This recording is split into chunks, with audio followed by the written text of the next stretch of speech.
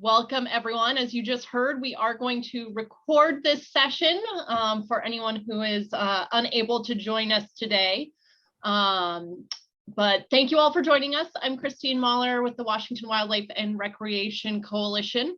You would normally be seeing Doug Levy introducing and welcoming everybody today, but he is testifying in a committee right now and answering some questions. So as soon as they free him up, he will join us. But in the meantime, I want to thank you all for joining us as part of our joint project between the WWRC and the WRPA. Our Parks and Great Outdoors Recreation Advocacy Day is coming up on Thursday, and look forward to having you all join us there as well. So without further ado, I'm going to introduce our first speaker today. Representative Emily Wicks from the 38th Legislative District. Thank you so much for joining us, Representative Wicks. And I know Doug would have done a much more thorough job of this one, but I appreciate your patience with this. But I do know that you are one of the prime sponsors of the bill that WRPA is proposing for local parks funding options. So thank you very much for your support of that. And we'd love to hear from you about what you're seeing in Olympia, the importance of that bill, and anything else you'd like to add. Absolutely. Thank you so much. And we're just coming off of the hearing. I'm sure many of you were watching that. And Doug, you did a great job sharing comments back. And sorry, you got a little chastised by by the chair. Everybody did, but it was great. I think the hearing went really well. And I guess, first of all, most of you know about this bill, but it provides a 1/10 of 1 cent sales tax option by a vote of the people for our local parks agencies, local cities and counties to be able to do that. We put a lot of effort over the interim into this legislation to, one, to really highlight that it is a vote of the people. I think last year it got a little confused with other legislation that was more councilmanic, but that seems to be a really important distinction here. And we've been able to share that, you know, the community building, that work needs to be done. And we need to make sure that it's an investment that our cities and our communities want to make. And we know time and time again that they do. I'm really excited about all of the changes that we were able to implement. We changed around the intent language, obviously to continue to recognize the impacts of COVID, but really to talk about how parks are, you know, the most cost-effective way to support our residents and get people that physical and mental health that they need. I'm preaching to the choir here, but how many times have I seen people share on Facebook, like, I needed to get outside. I had no idea about how important it was just to take a walk. And that resource is not all available for everyone at their homes. They live in apartments. There's so many different reasons that we need parks and we need that access. It provides that option for everyone. And we also know just that close linkage through that people realizing how much they needed to go outdoors and they needed to be part of that for their health and their physical and mental health. So some of the changes that we made, again, was changing the intent. And I really appreciate what I heard from other people testifying on making sure that there's a community feedback opportunity as well. So the funds that are being used are going to have a community a team to discuss, you know, where they can make the best use of those resources through investments in underserved and unserved communities, to make sure that when we do pass a tax like this, that it is going especially to the people that need it the most. So I'm very thrilled. We know how important parks are. This has been such a labor of love, I think, for all of you, and I'm really hoping that we can get it over the finish line. I've been working a lot with our finance members to really talk to them about the importance of this, talk about how much work our communities have to put into this once this option is available, to be able to earn that trust, and just how critical it is to make our parks departments whole. So is there anything I haven't touched on, Doug, or anything I should mention? I'd happily answer any questions people have, or, you know, we can talk strategy as well. That's a great overview, Representative Wicks. Thanks. And we'll see if folks have any questions or comments. The one thing I would underscore that Representative Wicks and Representative Berg and Senator Noble, I think, are weaving into this. I'm not aware of other occasions where the legislature granted funding options and also made a direct request of those who would be receiving the funding to really think about and look at equity. And we're sort of proud of the fact that so that would be happening with this bill and with local parks agencies. We think it's time for that. And it warmed my heart as we got feedback from other agencies and from our members that the feedback was very positive, that this is something we should be doing. And if we're going to talk about diversity and equity inclusion work, then we ought to welcome this, and we have. So with that, maybe if folks have comments or questions of Representative Wicks as she's worked through this, fire away. I'd also like to quickly say thank you to everyone for all of the letters of support. I've been collecting those, recording where they're from. There's so many legislative districts that are represented in there. And so it will be really great to share that with the committee by the end of the day and say, look, your community members want this, and they range from all types of districts, rural to urban. So thank you for getting those letters to me. I do think that they're really impactful and powerful. I'm sorry, there's a question. Great, and we have a chat item from Paul Simmons. Doesn't look like a question, but a big thank you to Representative Wicks. So I would agree with that. Let's see, any other comments or thoughts as we keep things moving along? I think it just goes without saying, we really appreciate the work that Representative Wicks has put into this bill. It's been kicking around for a few years, and hopefully we have some momentum here to move forward with. Looking at the question from William, I don't know if we can speak to that with this I don't think they've had the option of doing something like this, or there's been, I guess, levies that have been brought forward. Yeah, William, the thing I can add is that there's one particular wrinkle in our state law back in, I think it was 2007, led by Metro Parks Tacoma and others. The legislature actually did authorize a sales tax for the zoo and the aquarium in Pierce County. So Pierce County jurisdictions have been using a variation of this. And in fact, we did a webinar and sort of training session for our members on how this could be used well, how the data could be collected, and the importance of it for all those agencies in making their systems work and making them better. And for anybody that may have patched into the hearing, Nicholas Tasoya from Pierce County Parks, I think, did a great job in just talking about a few projects where they've done exactly that.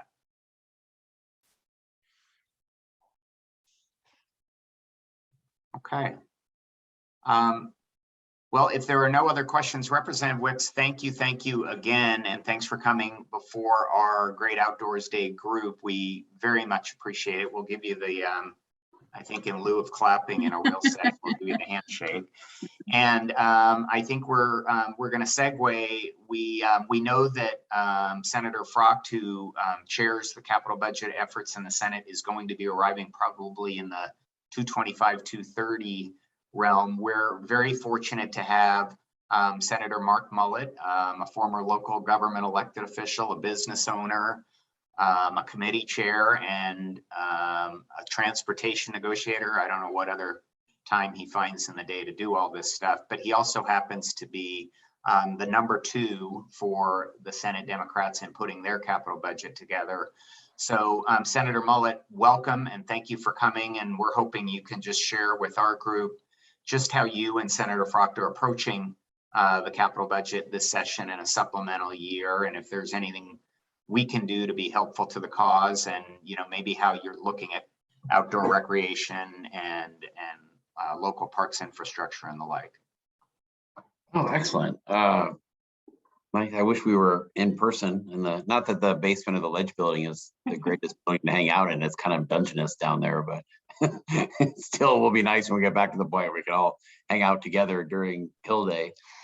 Yeah, the capital budget, we started out with $80 million of state bonds. Compare that to the odd years where you have, 3 to 4 billion of state bonds. So it obviously you keep things relative. That being said, a lot of our capital budget is devoted to school construction, but a lot of the expected school bonds actually ended up not coming to fruition. So we ended up with some extra money. So it's going to be more in the range, I would say, of $240 million in terms of the supplemental capital budget of state bonds we can issue. So to be honest, this is my 10th year in the Senate helping on the capital budget, and this will be the largest state bonds that we've had to use during an even year for a capital budget. So it will be larger than normal, but still small relative to the odd years. And I think we'll get support from the general fund because they have a surplus, but I think a lot of that support may not be targeted in the areas that you guys, I think it'll be more targeted towards the housing space than it is like outdoor recreation spaces. So I mean, that's kind of the brief summary. We're really trying to get our capital budget out early. I mean, Frock will probably hate me for saying this, but we're secretly trying to get it out by February 17th. So we're not caught up. Like the Ways and Means Committee it's a little bit like I-5 in downtown Seattle at 5 o'clock in the evening once you get into that last week of February. So we're trying to get capital budget done early so we can get it kind of approved and sent to the House and out of the mix and chaos that Ways and Means becomes after policy cutoff. So that's our hope. And hopefully we can just be productive in our meetings. And we just had our second meeting today and we worked great with Senator Honeyford and Senator Schessler on capital budget stuff. So we're moving through the Excel spreadsheet as quick as possible. But with that, I'll turn it over to any questions people have. So don't be shy, gang. If folks have questions and they want to just go ahead and speak up, or if you'd rather put it in the chat, we can field it that way. I know I have a couple of questions for Senator Mullet, so let's just take a look and see if anybody has anything. And if not, I can ask one or two and hopefully that'll spur others. Senator Mullet, one of the things I'm struck by is we heard from Representative Theringer earlier, and we also heard from Senator Schessler, and just he used the very same number you did, the $240 million number, and he was also very candid with us in saying that if the capital budget was the beneficiary of any general fund dollars, probably the first among equals was going to be housing. So I think it's clear to me that all of you are working together and talking together very well. So that's great. One of the questions we had, and we posed this with the House members and Senate and House Republicans as well, is if there's a hope or a plan or some action step that the legislature hopes to take with some of the federal infrastructure dollars that are coming down to the state level.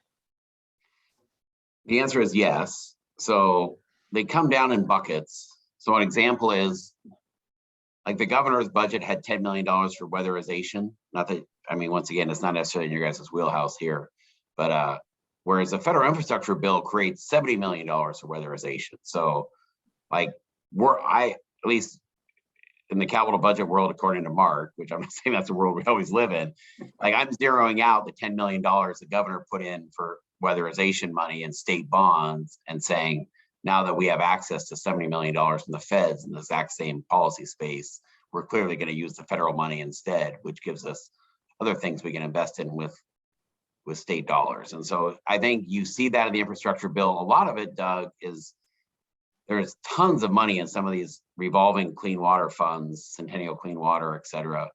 And when I say tons of money, like money I've never seen in this space, or like $300 million type of money. And so some of these revolving funds that we always put in, usually the minimum amount of state dollars to make sure we're not leaving any federal money on the sidelines. There is substantial money coming. And I think our goal is some of these matches are only 10% state match, sometimes 20% state match. And I just think when we leave town on March 10th, we want to make it clear, like we're not leaving any federal money behind, whether it's in broadband, clean water, weatherization, every box, we want to make sure that we're putting in the state money to at least maximize the federal dollars. That's very helpful. Thank you. Others, other questions for Senator Mullet as we're moseying along here? I think you've caught everybody on a shy day, Senator. Doug, can you hear me? Yes. I can hear you. I don't know who you are. Sure you do. Senator Mullet, this is Bill Chapman. Oh, hey. Bill, I've been with the Wildlife and Recreation Coalition for a while I now, couldn't see you. welcome. maybe 30 years. It's partly a thank you, but it's also just sort of a well done on pursuing those matching funds. There have been federal funds available in the clean water space and some of the other infrastructure areas, and making sure we do what we can to do our share for Washington citizens with that money that's good work. And so it's just a strong thank you. Oh, yeah, no, we're on it. It's once that bill passed, it definitely, yeah, it freed up access to some money in the infrastructure space that I think we're getting probably an extra 200 million a year in the transportation space, which is meaningful. But yeah, a lot of it was just all these different little buckets, and some of it comes out. And that bill is, we're going after that stuff, but there's going to be a lot of grants where it's not even clear whether we're going to get them or not. It's not necessarily a program for us. Sure. You know, we always have a thing saying if there's $1 billion in a program, we assume we're getting 2.3% of it, just because that's kind of our rough share as a state of the national population. But there is a lot of programs in that infrastructure bill that we can just aggressively apply for, and we're also doing that. So Yeah, just maybe 2 weeks ago, we opened ribbon cutting on in the recreation space, a bridge for bicycle trail over the Factoria Boulevard there in Bellevue, with Congressman Larson, Congressman Smith there, and there was 20 million of state money, but there was another 20 of federal money that had become a part of the project while it was done, and allowed us to move some of that recreation space money into different infrastructure in the district nearby. It's very helpful. nice. Those federal people, they're really good at showing up for ribbon cutting on money that started with state projects. I will say that. Representative Schreier's figured out that trick as well. Yep. That's great. And I want to, Bill Chapman has been around these circles a long time and member of the Washington Wildlife and Recreation Coalition Board. And I'd be remiss if I didn't just again thank our WWRC partners and Christine and her crew. And Christine, if you're still on, I don't know if there's any of the WWRC priority items you want to just hum a few bars around for Senator Mullet while we're waiting for Senator Frock to arrive. Absolutely. Thanks, Doug, and thank you for your partnership, and Senator Mullet, for your support of the WWRP over time, and especially last year with that 100 million. That was really impactful, and we're seeing it roll out across the state, including in your district. So really excited about that. Also looking forward to having our advocates meet with you on Thursday, and they'll go a little bit more in depth into some of these priorities. But overall this year, as it is an off budget year, we aren't obviously asking for WWRP funding, but asking for support for elements that are really supportive of the program, and those elements including helping folks get outdoors through expanding the Discover Pass free days to add clarity for folks as to where they can recreate when. Oh yeah, I love that bill. That was a good one. There's so much confusion for who manages what lands, and I think this will be a really helpful element for that. So thank you for your support there. Of course, supporting our partners at WRPA with their local funding options, as well as clarifying the conservation futures levy element. And that's moving through the House right now, I believe, but really just clarifying that the conservation futures isn't set limited to the 1% property tax limit. There's also a few things on the operating budget side of things, which is not our normal playing ground, but looking at supporting the farmland protection and land acquisition initiative with the Conservation Commission, which we really see as a complementary farmland opportunity to WWRP. as well as DNR's efforts around Keep Washington Evergreen and some WDFW funding to really take care of those lands that have been acquired through WWRP, as well as an initiative that WTA, the Washington Trails Association, is leading to really address the maintenance backlogs. We know our agencies have been underfunded for a while, and their budgets this year are really looking to kind of continue what they've been doing, but we know there's a big backlog out there. So WTA is looking at that and working with Representative Ryu hopefully on a budget item on the operating side. So really expanding our purview a little bit this year into some new areas, but what we really see as complementary to the WWRP. So thank you for all of the work that you do. I say that it's always good to go where the money is, and right now the money is in the operating budget, so that's a great strategy. And I would add one thing to what Christine just shared, Senator Mullet, and that's that I believe that Representative Ryu has asked Senator Nobles if she'd submit the $15 million maintenance catch-up request over on your side. So I believe that's going to happen. That ask has been made. So in terms that's a WTA specific maintenance catch-up request, or it's actually $5 million for each of the 3 natural resource agencies. Okay, yeah. got it.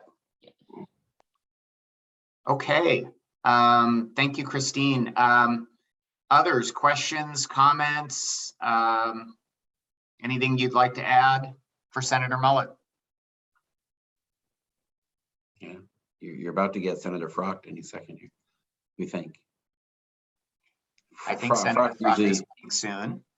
He's normally consistently 2 minutes late. So. And we won't tell him what you said about the timing of the capital budget, Senator. We'll let him tell We'll see if he brings it up or not. I don't know. No.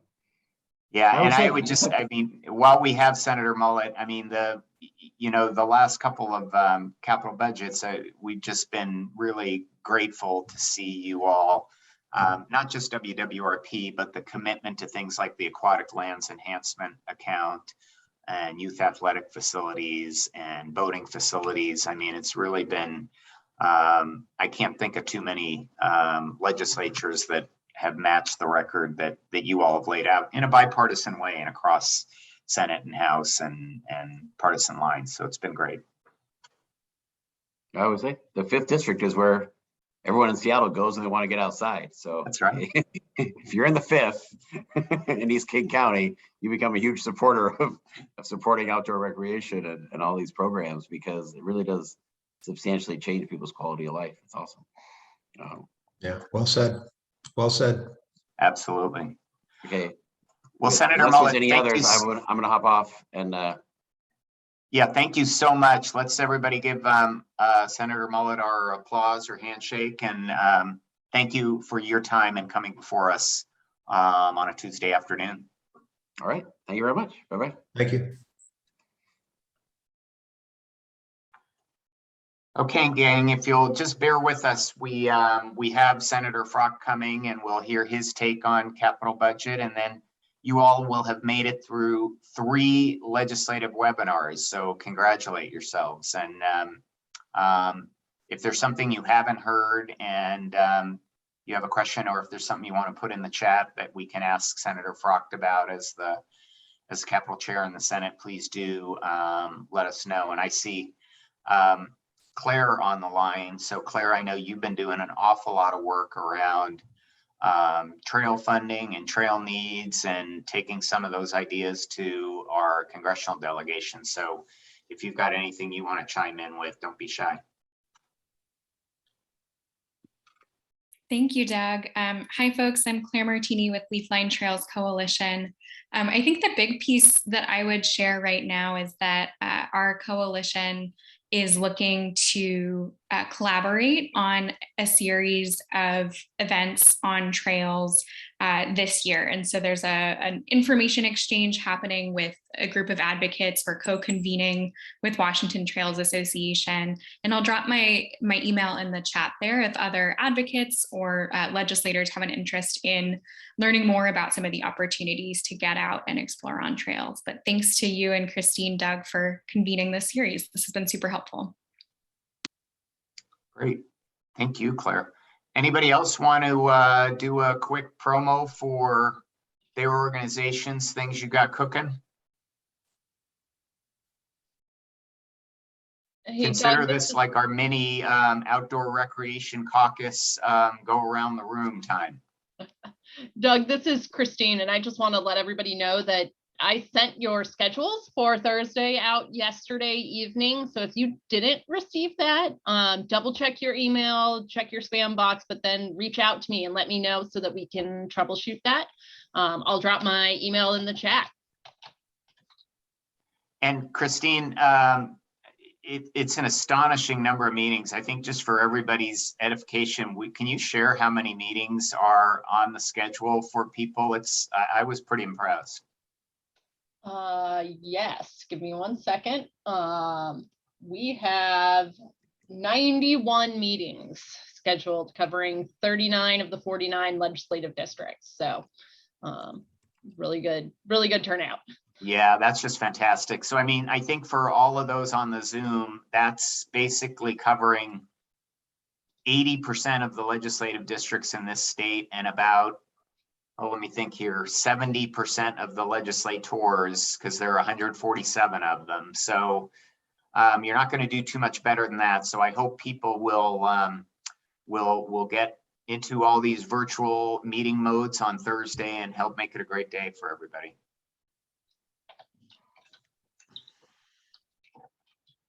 And I think we have our Senator, I think Senator Frock has joined us, Doug. Okay, great. Senator Frock, do we have you?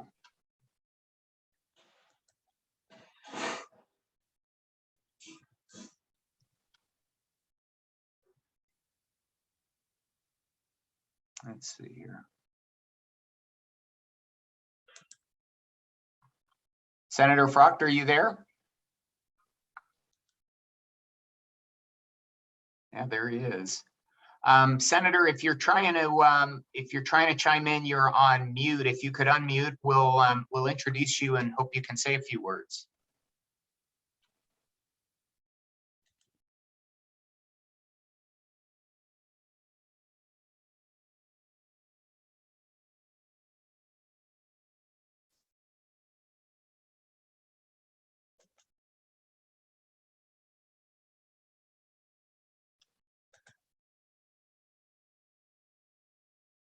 Chair, welcome, Senator Frock. So folks, I'd like to welcome Senator David Frock from the 46th Legislative District. And Senator Frock has been chairing capital budget efforts in the Senate for the last several years. And Senator, your cohort, Senator Mullet, got to get showered with all the praise about some of the work you've all done on that capital budget the last few years. But we would love to have you just share with this great outdoors group from Washington Recreation and Park Association and Washington Wildlife and Recreation Coalition, your thoughts on a supplemental budget that appears to be in a little better shape maybe than some others, and where you hope to take things. So take it away, sir. Well, Doug, thanks for, wait, can you hear me? Yeah. We can. Yeah, thank you for having me. It's always good to meet with this group. I always enjoy it. I miss meeting in the Lieutenant Governor's conference room or in other settings that we've met in the past. It's really unfortunate that we have to continue to be doing these by Zoom. Hopefully at some point, probably be after I leave, since I won't be here next year, but at some point we'll get back to normal.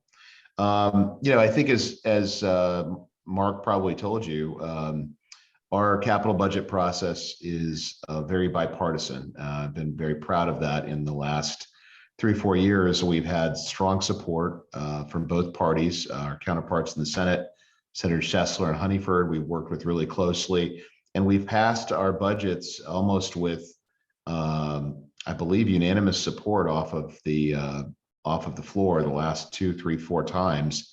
And even though, some people say, well, the capital side, you're spending money and that stuff in there that everybody wants, there's something in there for everybody. It's not always been the case. we've been able to do that. And I think because we have had some big policy issues and policy disagreements, certainly over water in recent years, that was a big one. So, you know, but I think like the operating budget, our situation is probably better than it's been in the past because of federal funds that we have an opportunity to expend, most of which have to be expended by the end of 2024.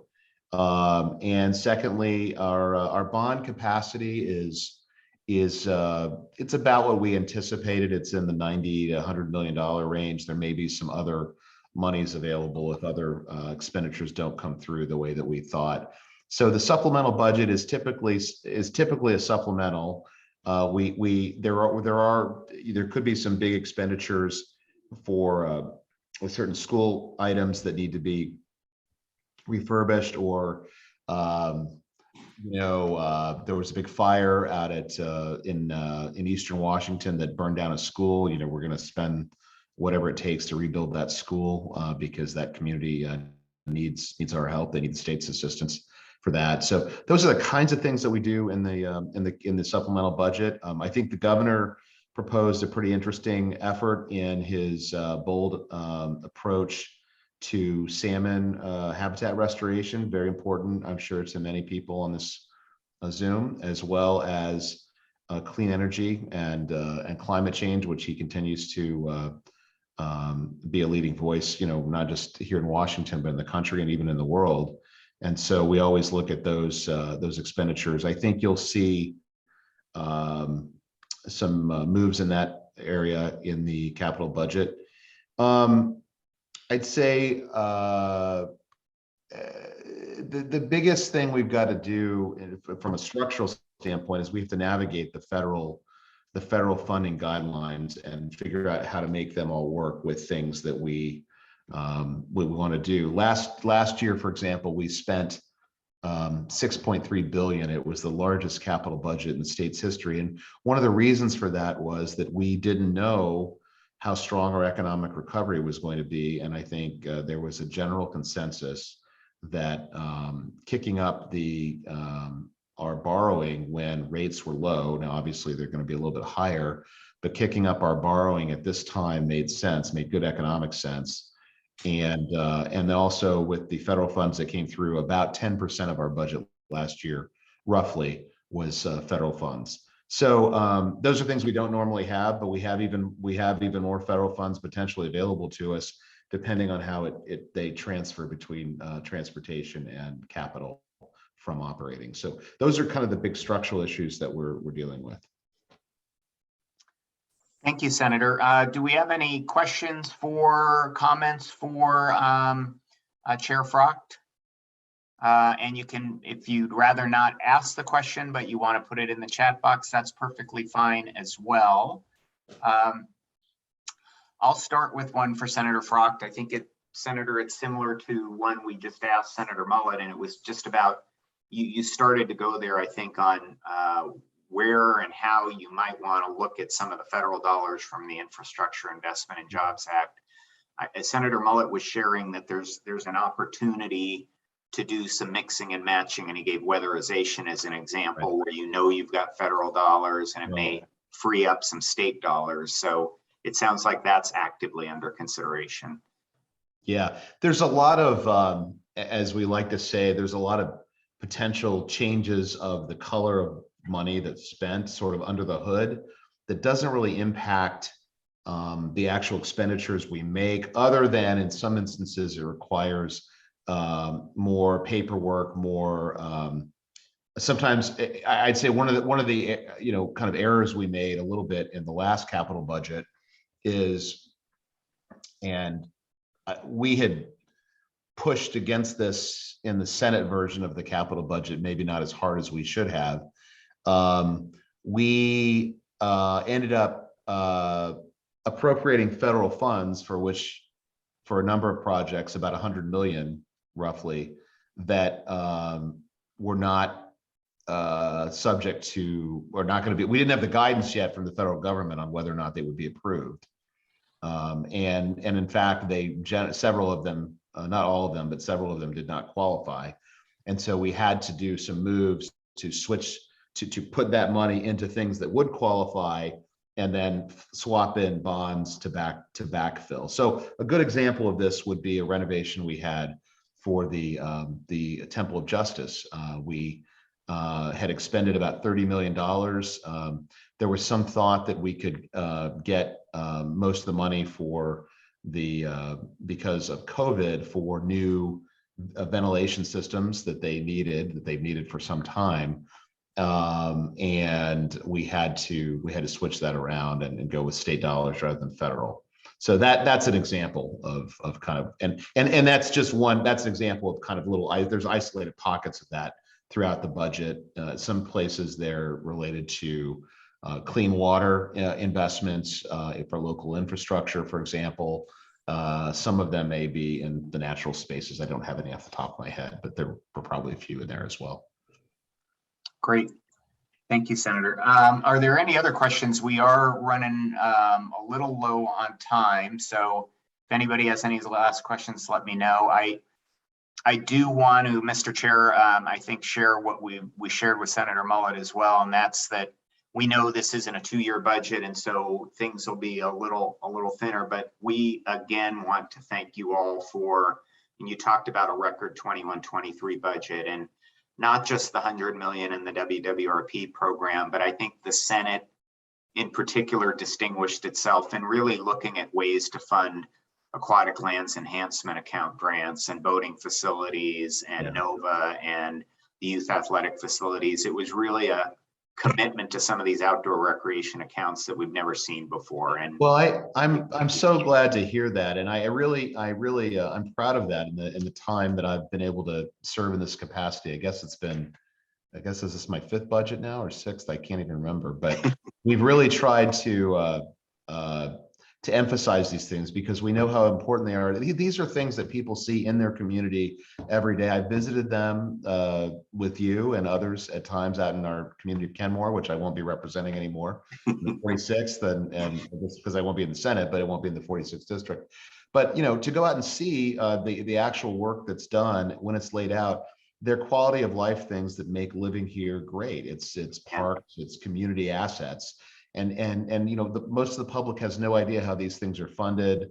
They don't, and they're not supposed to know how it's funded between local, state funds and their own tax dollars. But it's really satisfying, I think, for those of us who are interested in this space to be able to show what we're doing. For example, I've got a park that I'm working closely with local people. It's called Eli's Park Project in North Seattle, in my area, and it's dedicated basically to a family that lost a child who had very special needs, and it's really going to be a wonderful thing. It's not something I can't remember if we're doing any of that through the WWRP, but it's some other state dollars that we've been able to use for that, and it's going to make a big difference for our community, and it's really a meaningful thing, and I think it'll be there for a long time. And so that's what I love about the outdoor projects is they are so long lasting.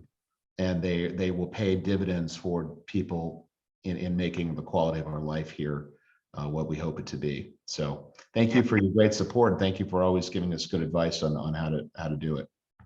yeah, that's great comments to leave with. It's really a generational impact. So folks, if you would please join me in thanking Senator Frock. Senator, with virtual, we don't get to do the clapping thing very well. So we've resorted to this stuff, but thank you so much for coming before us again in your time. And we look forward to working with you on capital budget. And you'll see a lot of these folks on Thursday for Great Outdoors Day. Christina shared that there's 91 meetings in 39 legislative districts. So it's my pleasure. And I see Christine Mahler on my screen. So shout out to you. Great to see you. And sorry we to be like this, not over at your annual luncheon. Hopefully, please invite me anyway, even if I'm not in the legislature. Okay. Thanks a lot. Thank you so much. Thank you.